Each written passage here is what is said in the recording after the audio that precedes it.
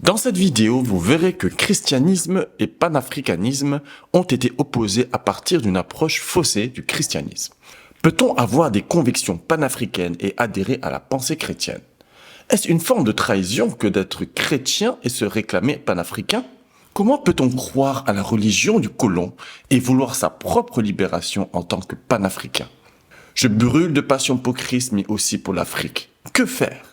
Si vous vous posez ce genre de questions, regardez cette vidéo jusqu'à la fin. Mais avant cela, abonnez-vous à la chaîne et likez la vidéo si elle en vaut la peine. Qu'est-ce que le panafricanisme et qu'est-ce que le christianisme? Il y a beaucoup d'éléments à mentionner pour donner une définition large de ces deux concepts. Mais pour aller à l'essentiel, la pensée panafricaniste a pour fondement la volonté d'une unité des peuples noirs et des peuples d'Afrique et de la diaspora, en vue d'une rédemption sur le plan politique et économique. La vision panafricaniste est de voir une Afrique libre et prospère avec un peuple disposant de lui-même, une Afrique qui retrouve ses valeurs qu'elle avait avant même que les colons ne viennent la servir. Le christianisme, quant à lui, est une spiritualité qui a pour fondement la croyance en Jésus-Christ comme incarnation du Verbe et comme chemin vers la source de toute chose qui est Dieu le Père. La ligne de conduite de tout chrétien a pour fondement le message de Jésus-Christ et l'enseignement de ses apôtres. L'histoire du christianisme dans certains pays d'Afrique coïncide avec l'arrivée des colons sur les terres africaines. L'histoire a aussi montré que les colons qui ont amené l'évangile en Afrique ont très souvent obligé les peuples à renier leur culture pour adopter la foi chrétienne.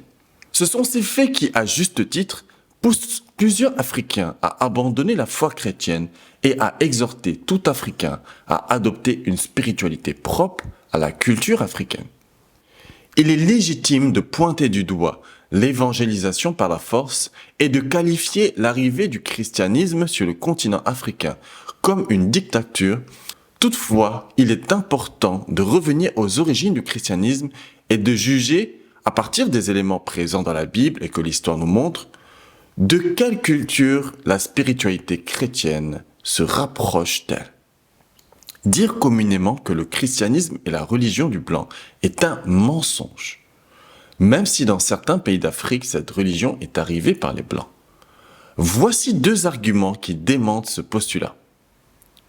Le premier est l'origine ethnique de certains des tout premiers chrétiens et le second est la description physique du Dieu de la Bible. Prenons le premier argument. Parmi les tout premiers chrétiens figuraient des Africains. Le passage d'Actes 13, verset 1 est très court, mais en dit long sur la couleur de peau des leaders de cette première église. L'église où les disciples furent appelés pour la première fois chrétiens. Il est dit dans ce chapitre, « Il y avait dans l'église d'Antioche des prophètes et des docteurs.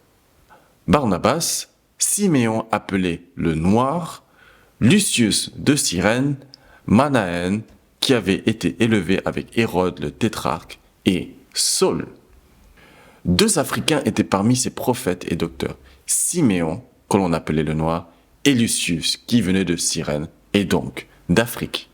Le deuxième argument est que la description de Dieu et du Christ dans l'Apocalypse et dans les livres des prophètes révèle un élément extrêmement important et qui change toute notre vision de la nature de Dieu et qui rapproche le Dieu de la Bible du peuple noir. Apocalypse 4, versets 2 à 3. « Aussitôt je fus ravi en esprit, et voici il y avait un trône dans le ciel, et sur ce trône quelqu'un était assis. Celui qui était assis avait l'aspect d'une pierre de jaspe et de sardoine. » On a tendance à penser que tout peuple reçoit la révélation de sa divinité dans des traits physiques ressemblant aux gens du peuple. Le Dieu présenté dans ce passage a l'aspect du jaspe et de la sardoine, c'est-à-dire la couleur marron ou argile.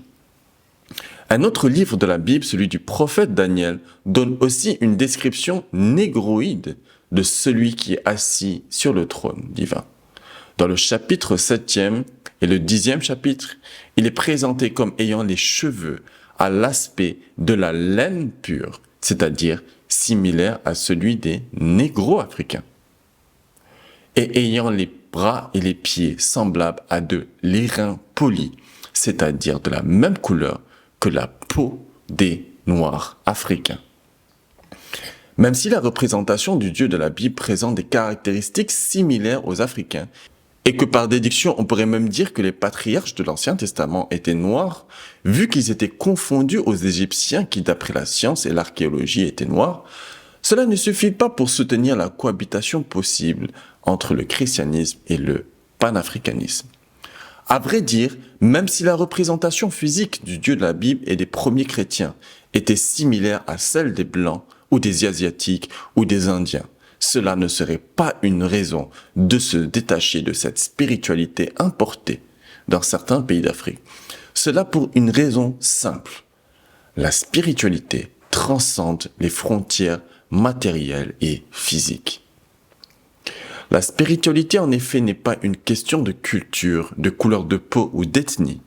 La spiritualité, c'est l'amour que l'on a pour la révélation personnelle de Dieu. La spiritualité est un domaine où tout homme a la liberté d'explorer les contours selon sa propre sensibilité. Un chrétien africain devrait être chrétien à cause de l'expérience personnelle qu'il a eue avec Christ et son esprit, et non parce que c'est la religion que sa famille a toujours eue, ou non parce que c'est la religion propre à sa culture. Là où est l'esprit, là est la liberté. Vouloir que tout Africain renie une religion importée serait enfreindre les règles du spirituel. La spiritualité transcende le culturel. Imaginez un couple mixte qui se marie en enfreignant les règles de leur communauté respective, qui veulent que chacun se marie avec une personne de sa communauté.